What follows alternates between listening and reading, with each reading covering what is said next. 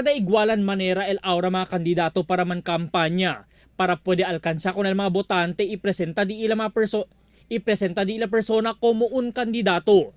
Si Cheneta usa con el mga campaign jingles, Chene tambien el se llama mga early birds, que temprano pa lang. Espanta tu, na hora del almuerzo el mga kandidato ta ande bisita contigo. Como el grupo del Team Colorao, alas 7 pa lang indenantes aga, ya ande estos bisita con el barangay de Cabatangan, donde asigun con el konsehal Charlie Mariano, aka 17 barangay este del Distrito 1, kaya bisita sila. Pero el Distrito 1, tali na mas de 30 mga barangays el Chene, inesesita pa asigun trabaha mucho.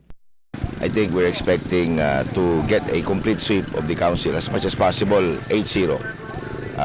But we'll try to go for what is achievable. Akal pwede kita man-achieve over a period of the remaining more or less 30 days in the campaign. So far, ika-14 dia kami ara, no, bien bonito el reception. Itaro kayo hasta na end del kampanya, bonamente ka namon man-accept el mga gente, no? Sabi kami, bonamente ka namon ta-recibir mga gente, ibibientes kada barangay tanda kami. Del mga pasaw días, bien visible también el Team Colorao na Distrito 2 cuando sila conduce con el di la campaign rally na Barangay de Putik.